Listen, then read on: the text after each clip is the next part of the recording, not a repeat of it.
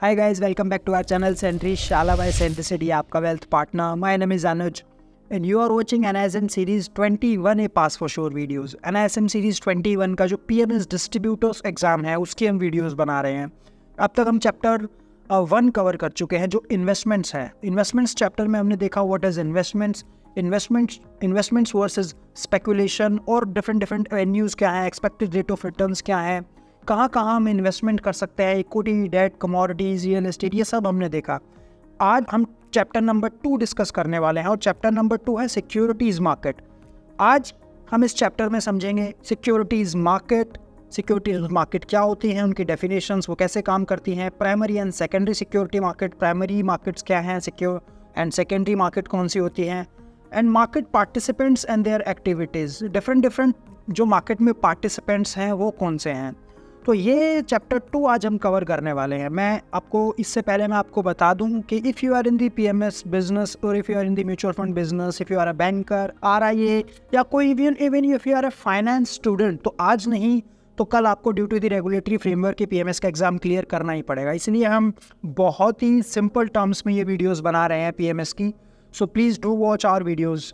And हमने NISM series 5A mutual fund exam भी पूरा अपनी वीडियोस में कवर किया है. तो अगर आपको NISM series 5A mutual fund distributor exam जो है उसकी भी वीडियोस देखनी है तो आप हमारी प्लेलिस्ट में जाके NISM 5A की वीडियोस भी देख सकते हैं गाइज. तो लेट्स गेट स्टार्टेड. तो chapter number 2 is introduction to securities market. चलिए समझते हैं सिक्योरिटीज़ मार्केट होती क्या है या किसको हम सिक्योरिटीज़ मार्केट बोलते हैं. Security market provides an institutional structure that makes the efficient flow of capital in the economy. मतलब सिक्योरिटीज़ मार्केट हमें वो एनवायरनमेंट, वो स्ट्रक्चर या मैं कहूँ कि वो प्लेटफॉर्म प्रोवाइड कराते हैं जिससे एक इकोनॉमी में जो कैपिटल का फ्लो है वो बहुत ही अच्छे तरीके से होता है. अगर आप एक हाउस होल्ड है और आपके पास कुछ सेविंग्स, जो कंपनीज हैं वो पैसा रेज करती हैं through securities market, through equity, through debt, उनको जो पैसा चाहिए अपने बिजनेस करने के लिए वो उस पैसा आपको मार्केट से वो उठाती हैं और आपकी जो सेविंग्स है वो आप अपनी सेविंग्स उसमें इन्वेस्टमेंट कर सकते हैं. तो ये जो फ्लो है सिक्योरिटी, ये जो फ्लो है कैपिटल का, ये जो फ्लो है पैसे का, इस फ्लो को हम बोलते हैं सिक्योरिटीज़ मार्केट. ये जो फ्लो है ये होता है सिक्योरिटीज़ मार्केट के द्वारा. ये एक इंस्टीट्यूशन है, securities market as an institution जो हमें एक फ्लो प्रोवाइड कराता है. एक फ्लो की कैपिटल जो है हमारी इकोनॉमी बहुत अच्छे से चले, जिसको पैसा चाहिए उसके पास पैसा पहुंच जाए और जिसको पैसा इन्वेस्टमेंट करना है वो पैसा भी इन्वेस्टमेंट कर दे, बट बहुत ही रेगुलेटेड तरीके से. ये तो थी सिक्योरिटीज़ मार्केट. अब समझते हैं कि सिक्योरिटी क्या होता है, किस टर्म को हम सिक्योरिटी बोलेंगे या वो कौन कौन सी चीज़ें हैं जिसको हम एज अ सिक्योरिटी कंसिडर करेंगे. चलिए समझते हैं इस टेबल के जरिए. The term securities has been defined in section 2 of securities contract act 1956. Shares, scripts, stocks, bonds, debenture stocks और अदर मार्केटेबल सिक्योरिटीज और like nature in or any incorporated company or a pooled investment vehicle को हम एक security बोलेंगे. Derivatives को भी securities बोला जाता है. यूनिट्स और any other instrument issued by any collective investment scheme to investors in such scheme. जो एक कुछ कलेक्टिव इन्वेस्टमेंट स्कीम्स जैसे कि म्यूचुअल फंड्स होती हैं उसको भी हम एज अ सिक्योरिटी की बात करते हैं. D, security receipts as defined in clause ZZ of Section 2 of the Securitization and Reconstruction of Financial Assets and units of any other instrument issued to investors under any mutual fund scheme. Units of any other instrument issued by any pooled investment vehicle, any certificate or instrument issued to an investor by the issuer being a special purpose distinct entity which possesses an debt or receivable including mortgage, debt assigned such entity, government securities and such other instruments as may be declared by the central government to be securities and rights or interest in securities. So ये सारा का सारा जितने भी definition है ये सब आएगा under the term security. Security का मतलब कोई भी फाइनेंशियल इंस्ट्रूमेंट्स जिसमें आप ट्रेड कर सकते हैं that would be considered as a security. It represents the terms of exchange of money between the two parties. अब सिक्योरिटीज इशू कौन करता है? सिक्योरिटीज इशू कंपनी कर सकती है, गवर्नमेंट कर सकती है, स्टेट गवर्नमेंट कर सकती हैं. ये सब एंटिटीज सिक्योरिटीज इशू कर सकती हैं और जिसको भी इनमें इन्वेस्टमेंट करनी है वो इन्वेस्टर्स कहलाते हैं और वही इन्वेस्टर्स इसमें किसी भी सिक्योरिटी में इन्वेस्टमेंट कर सकते हैं. अब बात करते हैं प्राइमरी एंड सेकेंडरी मार्केट की. देखिए प्राइमरी मार्केट वो होती है जहाँ कंपनी सबसे पहले अपना पैसा इशू करने के लिए IPO लेके आती है। जब कंपनी को फंड्स की रिक्वायरमेंट होती है और अगर वो सबसे पहले जो इशू कर रही है IPO, इनिशियल पब्लिक ऑफर, जिसके ज़रिए वो मार्केट से पैसा जुटाने की कोशिश करती है, उसको हम प्राइमरी मार्केट बोलते हैं। इशुएंस ऑफ जो IPO है वो आपका प्राइमरी मार्केट का पार्ट है। अब बात करते हैं सेकेंडरी मार्केट की। सेकेंडरी मार्केट में जो ट्रेड होता है वो ऑलरेडी इशूड सिक्योरिटीज़ में ट्रेड होता है। मतलब जिन कंपनीज़ का IPO आ चुका है, जिनकी सिक्योरिटीज़ पब्लिक को ऑलरेडी इशू हो चुकी है, उनमें अगर आपको बाइंग सेलिंग करनी है तो वो भी फैसिलिटेट आप कर सकते हैं। आप बाइंग कर सकते हैं। For an example SBI bank, आप SBI बैंक का शेयर आज खरीदेंगे और बेचेंगे तो उसको सेकेंडरी मार्केट का ट्रेड माना जाएगा। और जब SBI बैंक का IPO आया था, at that point of time it was considered as a primary trade. अब चलिए डिटेल में समझते हैं कि प्राइमरी मार्केट होती क्या है, कौन कौन से जो पूरा इसका कॉन्सेप्ट क्या है और कौन कौन से ज़रिए हैं जो मार्केट में कंपनीज पैसा मार्केट से पैसा उठा सकती हैं। सबसे पहले आ जाता है public issue. Securities are issued to the member of the public and anyone eligible to invest can participate in the issue. This is primarily a retail issue of investors. सबसे पहले जो पब्लिक को इशू की जाती है securities retail को, उसको हम पब्लिक इशू बोलते हैं। कोई भी एलिजिबल इन्वेस्टर्स इसमें इन्वेस्टमेंट कर सकता है। Second is an IPO, initial public offer. IPO, an initial public offer of shares or IPO is the first sale of corporates' common shares to investors at large. The main purpose of an IPO is to raise equity capital for further growth of the business. India में कोई भी company IPO ला के पैसे जुटा सकती है। उसको अपने बिजनेस के लिए पैसे चाहिए, उसको बिजनेस के लिए फंड्स चाहिए, तो वो सेबी में अपना IPO अप्लाई कर सकती है और IPO के बदले वो कॉमन इन्वेस्टर्स को वो शेयर्स देगी और जो उनसे पैसा मिलेगा वो उसको अपनी ग्रोथ में, उसको अपने बिजनेस ग्रोथ में वो लगाती है ताकि उनका बिजनेस आगे फ्लरिश कर पाए। और एक जो कॉमन इन्वेस्टर है, जो इक्विटी इन्वेस्टर है, उसके लिए भी फ़ायदेमंद है। वो पैसा इन्वेस्ट करके वहाँ पे अपना रिटर्न बना सकता है, वो बिज़नेस में इन्वेस्ट करके अपना पैसा बना सकता है। तो एक तरीके से आप देखिए कैपिटल का जो फ्लो है वो भी दोनों तरफ अच्छे से इकोनॉमी में हो रहा है। जिसको पैसा चाहिए उसके पास पैसा आ रहा है और जिसको पैसा इन्वेस्टमेंट करना है उसको यहाँ पे रिटर्न भी बनने की काफ़ी संभावनाएं हैं। सो इनिशियल पब्लिक ऑफर, जहाँ पे कंपनी सबसे पहले अपने शेयर्स इशू करती है पैसे लेने के लिए ताकि वो अपने बिजनेस को ग्रो कर पाए। अब बात करते हैं फर्दर पब्लिक ऑफर की। When an already listed company, जो ऑलरेडी जिसने शेयर्स इशू किए हुए हैं, जब वो फर्दर शेयर्स इशू करती है उसको हम बोलते हैं फर्दर पब्लिक ऑफर। यानी कि ऑलरेडी एक कंपनी लिस्ट है, उसके शेयर्स में ट्रेडिंग हो रही है, लेकिन उस कंपनी को कुछ मार्केट से और पैसा चाहिए, तो वो एक फर्दर पब्लिक ऑफर के जरिए मार्केट से और पैसा जुटा सकती है। इस प्रोसेस को हम कहेंगे further public offer. When an already listed company raises capital through further public offer. अब बात करते हैं राइट्स इशू की। Shares offer to existing share holders in proportionate to their existing investments और एग्जिस्टिंग शेयर्स। मतलब जो आपके एग्जिस्टिंग शेयर होल्डर्स हैं जितने प्रतिशत के, उन्हीं परसेंटेज में, उसी प्रोपोर्शन में उनको और शेयर्स दिए जाना, that is called rights issue. In the rights issue the offer is required to be made to the existing share holders on the pro rata to their existing holdings. The shareholder who are offered may not subscribe to the same. They may subscribe partially or fully the offer. जो existing shareholders हैं उनके पास ये option है कि आप और shares के लिए अप्लाई कर सकते हैं, पार्शली भी कर सकते हैं, फुल्ली भी कर सकते हैं, प्रो रेटा बेसिस पे आपको मिलेंगे। और आप इसमें बिल्कुल भी इन्वेस्टमेंट चाहें तो नहीं कर सकते, आपके मर्जी है। एक इन्वेस्टर के ऊपर डिपेंड करता है कि वो इन्वेस्टमेंट कर भी सकता है, नहीं भी कर सकता और पार्शियली भी कर सकता है। So that was rights issue. चलिए प्राइवेट प्लेसमेंट समझते हैं क्या होता है। When an issuer makes an issue of securities to a select group of persons and which is neither a rights issue or nor a public issue is called private placement. जब एक कुछ selected group of persons को एक placement की जाती है, उनको shares दिए जाते हैं, so that is called private placement. मतलब उसमें वो आपका राइट्स इशू भी नहीं है और वो आपका राइट्स इशू भी नहीं है और वो आपका पब्लिक इशू भी नहीं है, वो सिर्फ बहुत ही प्राइवेटली किया गया है, वो कुछ इन्वेस्टर्स को ही वो शेयर्स अलॉट किए गए हैं। So that is called private placement. Qualified institutional placements. Next topic is qualified institutional placements. Qualified institutional placements होती क्या है? सेबी ने बहुत ही अच्छे से कैटेगराइज किया गया है कि इंस्टीट्यूशंस कौन से हैं। जब कोई इंस्टीट्यूशन जैसे कि म्यूचुअल फंड कंपनीज, जैसे कि इंश्योरेंस कंपनीज या कोई अदर इंस्टीट्यूशन है, फाइनेंशियल इंस्टीट्यूशंस, वो अगर कोई इन्वेस्टमेंट करता है किसी भी लिस्टेड कंपनी में, so that is called qualified institutional placement. अब बात करते हैं बोनस शेयर्स की। बोनस शेयर वो होते हैं जो एग्जिस्टिंग शेयर होल्डर्स को दिए जाते हैं विदाउट एनी कंसिडरेशन, उनसे बिना पूछे उनको शेयर्स अलॉट किए जाते हैं। Yes, a bonus share is a share which is allotted to the existing share holders without their consideration. जो आपके एग्जिस्टिंग शेयर होल्डर्स हैं उनको बोनस शेयर्स दिए जाते हैं।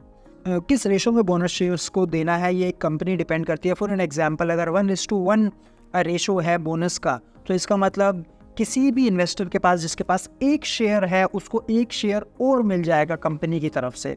यानी कि बोनस शेयर्स में एक इन्वेस्टर के पास जितने भी शेयर्स हैं, और अगर 1:1 का कंपनी ने बोनस शेयर्स को इशू किया है, तो जिसके पास एक शेयर है उसको एक और मिल जाएगा। बिल्कुल सिंपल टर्म्स में बोनस शेयर्स की डेफिनेशन यही है। अब बात करते हैं ईसॉप्स की, एम्प्लॉय स्टॉक ऑप्शन स्कीम। कुछ कंपनीज एज एन इंसेंटिव अपने एम्प्लॉयज को ईसॉप्स देते हैं। कुछ साल पूरे करने पर या कुछ अच्छी परफॉर्मेंस पर कंपनीज अलाउ करती है कि उनके बिजनेस में एक छोटा सा स्टेक ऑन करने के लिए, just as an incentive to their employees. अब बात करते हैं डिपॉजिटरी रिसीट्स की। Depository receipts are financial instruments that represent shares of a local company but are listed and traded on a stock exchange outside the countries. DRs are issued in foreign currency, usually dollars. So ये अगर मैं बिल्कुल simple terms में बताऊं, जो ये financial instruments हैं जो लोकल कंपनी के शेयर्स को रिप्रेजेंट करते हैं लेकिन बाहर किसी स्टॉक एक्सचेंज पे लिस्ट हैं। जैसे आईटी की कंपनी इंडिया की बात करते हैं, जैसे कि इन्फोसिस में बात करूंगा, और अगर वो इन्फोसिस लिस्ट है यूएस के स्टॉक एक्सचेंज में, यानी कि अगर वो नैस्डैक पे लिस्ट है, तो that is called a Infosys depository receipt in Nasdaq. So DRs are called American Depository Receipts, and if they are listed on a stock exchange in the USA, such as the New York Stock Exchange, and if the DRs are listed on the stock exchange outside the US, as London Stock Exchange, they are called the Global Repository Receipts. और अगर वो US के stock exchange में list है, अगर वो New York stock exchange में list है, तो उसको डिपॉजिटरी रिसीट्स कहा जाएगा. और अगर वो न्यूयॉर्क से बाहर या यूएसए के बाहर for example London stock exchange में लिस्ट है, तो उसको ग्लोबल डिपॉजिटरी रिसीट्स कहा जाएगा. सो बहुत ही सिंपल टर्म्स में, हमें इसमें कंफ्यूज नहीं होना है. क्वेश्चन आ सकता है, बिल्कुल ही सिंपल टर्म्स में हम इसका आंसर दे सकते हैं.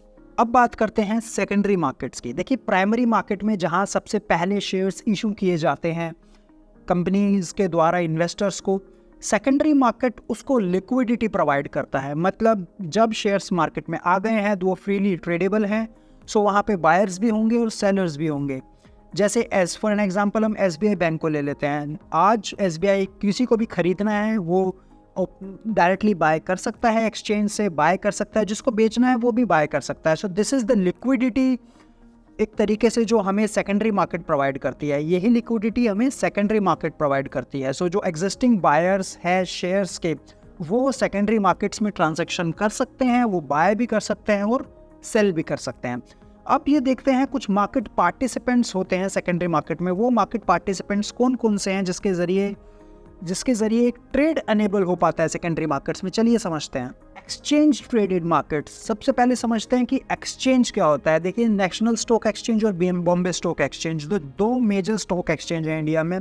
और अगर इसमें से भी मैं बात करूं तो नेशनल स्टॉक एक्सचेंज जो NSE है, 95% of the trading volumes happen in NSE only. Stock exchanges वो प्लेटफॉर्म प्रोवाइड कराते हैं इन्वेस्टर को. वो किसी भी सिक्योरिटी में बाय कर सकता है और किसी की सिक्योरिटी को सेल कर सकता है. एक स्टॉक एक्सचेंज के द्वारा ही ये पॉसिबल है. स्टॉक एक्सचेंजेस अपने ऑथराइज्ड पर्सन बनाता है, मेंबर्स बनाता है, जो आगे उनको ट्रेडिंग प्लेटफॉर्म प्रोवाइड कराता है. और फिर उसके बाद जो वो ऑथराइज्ड पर्सन या मेंबर्स ऑफ एक्सचेंजेस हैं, वो अपने क्लाइंट्स को वो प्लेटफॉर्म देते हैं. तो उसके ज़रिए क्लाइंट्स इन्वेस्टमेंट कर सकता है और एक ट्रांजैक्शन फैसिलिटेट कर सकता है, बाइंग एंड सेलिंग कर सकता है शेयर्स में, इक्विटीज़ में. So these are all the functions of stock exchange. Next topic is trading. The formal contract to buy or sell any security is called trading. जब आप कोई भी सिक्योरिटी बाय करते हैं या सेल करते हैं, खरीदते हैं या बेचते हैं, सो ये एक कॉन्ट्रैक्ट होता है. This is called trading. जब मैं बोलता हूँ कि आप ट्रेडिंग कर रहे हैं, इसका मतलब आप कुछ ना कुछ खरीद रहे हैं और कुछ ना कुछ बेच रहे हैं किसी भी प्लेटफॉर्म पे, किसी भी स्टॉक एक्सचेंज पे इंडिया में. जब भी आप बाइंग सेलिंग करेंगे, so that would be considered as trading. Clearing, settlement and risk management, ये भी एक्सचेंजेस हमें प्रोवाइड कराते हैं. क्लियरिंग, सेटलमेंट, पोस्ट ट्रांजैक्शन की गई फैसिलिटेशन है जो आपको मिलती है, यानी कि आपने ट्रांजैक्शन कर लिया है, अब क्लियरिंग सेटलमेंट, यानी कि अब आपने जब शेयर खरीदे हैं तो किसी ने तो बेचे ही होंगे, तो उसके डीमैट से निकल के शेयर्स आपके पास आ जाएंगे और आपने जो पैसे दिए हैं वो उस इन्वेस्टर के पास चले जाएंगे। सो ये जो फैसिलिटेशन है क्लियरिंग का, ये भी आपको एक तरीके से सेकेंडरी मार्केट्स का पार्ट है। और risk management cell, NSE, BSE, सारे जितने भी हमारे एक्सचेंजेस हैं वो सबका होता है रिस्क मैनेजमेंट सेल। और वो रिस्क मैनेजमेंट सेल काम करता है सिर्फ और सिर्फ इन्वेस्टर के लिए, ताकि एक इन्वेस्टर का लॉस ना बढ़े।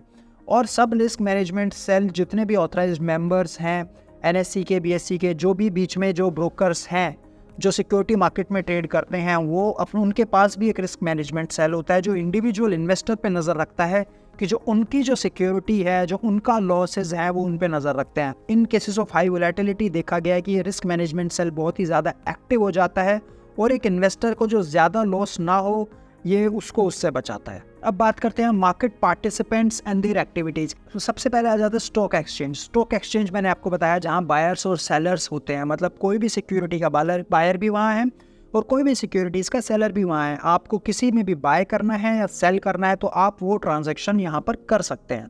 लिस्टेड सिक्योरिटीज़ में जो भी लिस्टेड सिक्योरिटीज़ हैं वो एक्सचेंज पे लिस्ट होती हैं और उसमें हम बाइंग सेलिंग कर सकते हैं। So when ever you invest in a listed securities, so that happens through a stock exchange. NSE and BSE जैसे मैंने आपको बताया दो हमारे मेन स्टॉक एक्सचेंज है और major volumes happen in NSE only. अब बात करते हैं डिपॉजिटरीज की। Depositories are the institutions that hold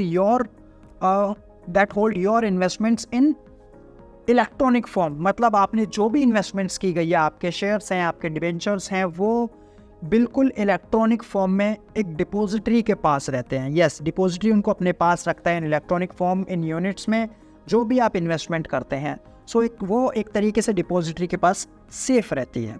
investors open an account with the depository through a registered depository participant।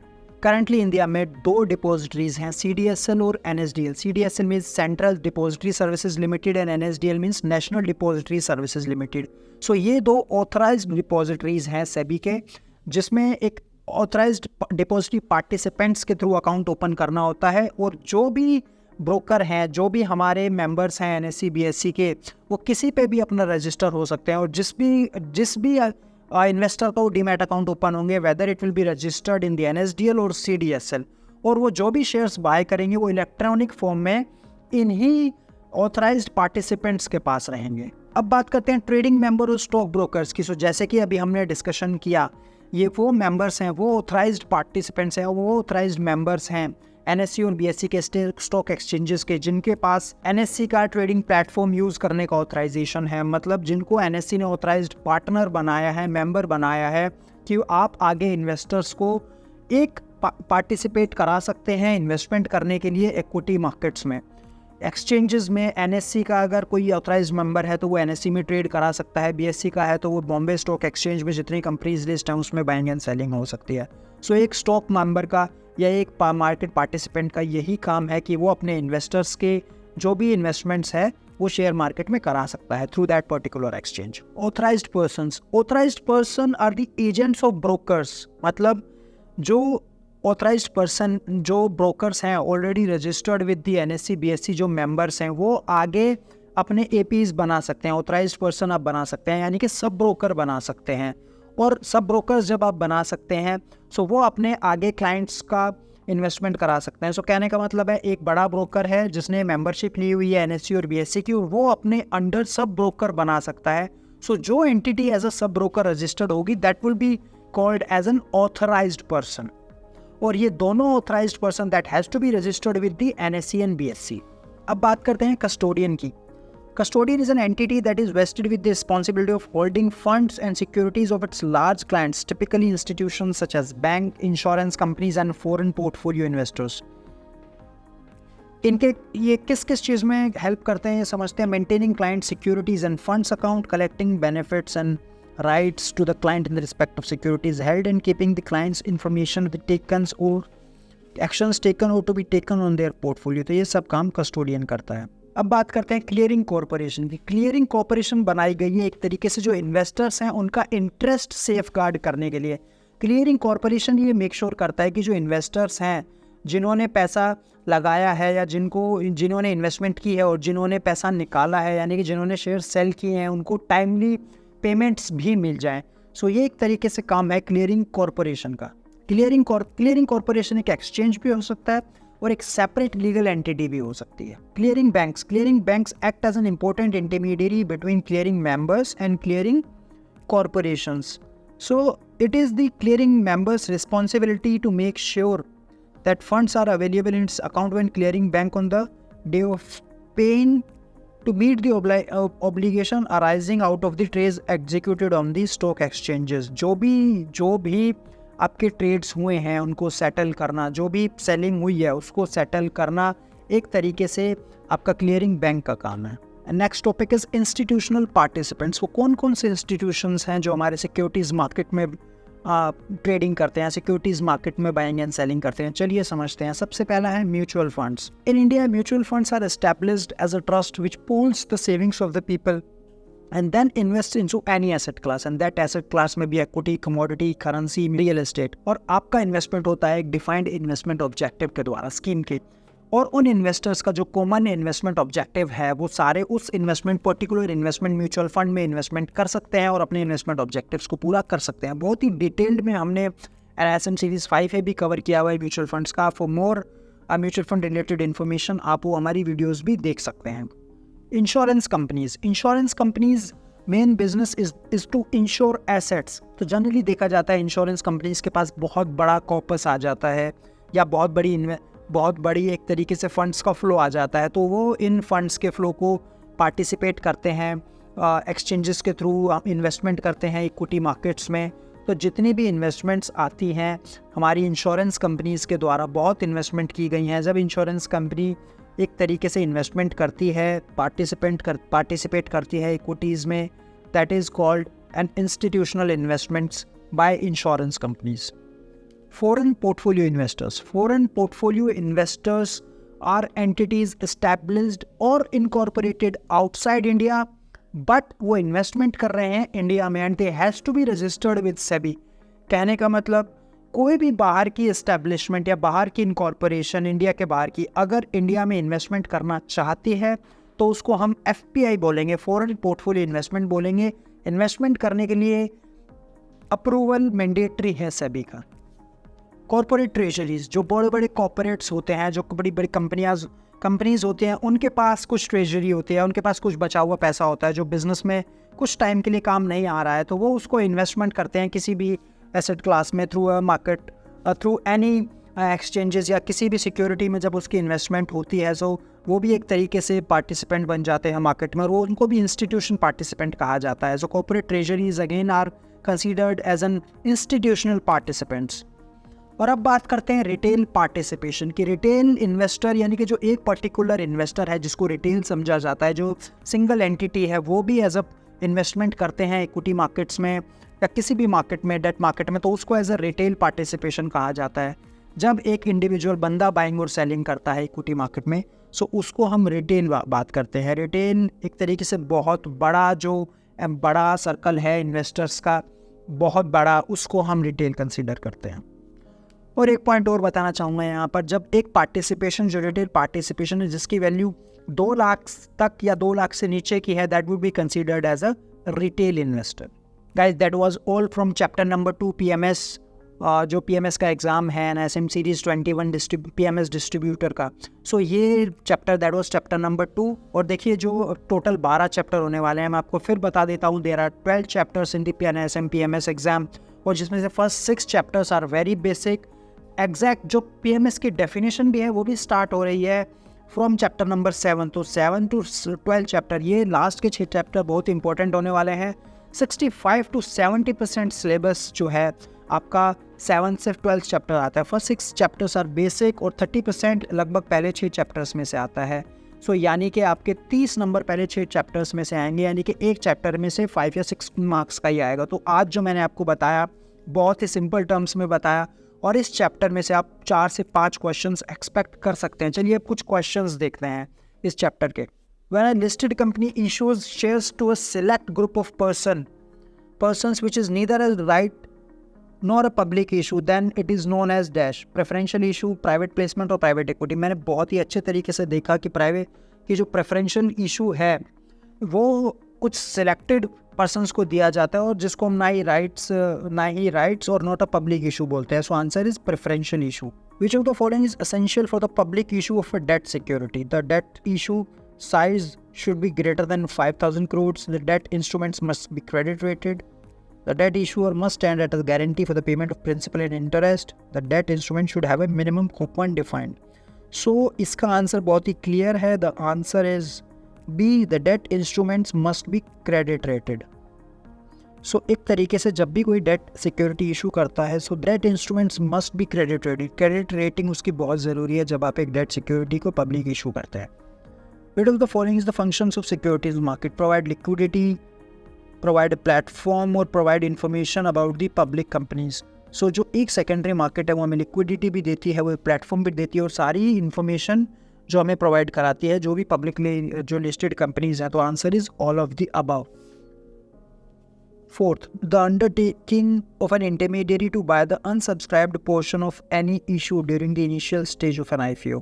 So that is called hard underwriting, soft underwriting, revocable underwriting or irrevocable underwriting. So answer is fourth, hard underwriting. Question number 5. A trade that is squared off during the day A does not require delivery of shares, is not guaranteed by exchange, is cancelled by the exchange, is not considered in calculating trading volumes. तो जो trade intraday में ही square of हो गया है यानी कि जो आपने कुछ खरीदा था और सेम डे बेच दिया है, so that does not require delivery of shares. तो आंसर इज ए। सो उसके लिए शेयर्स की डिलीवरी रिक्वायर नहीं है तो क्योंकि वो ट्रेड उसी दिन समाप्त हो चुका है।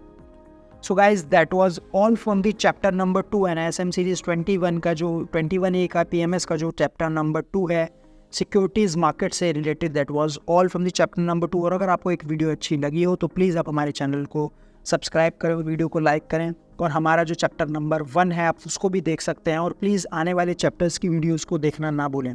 Thank you so much.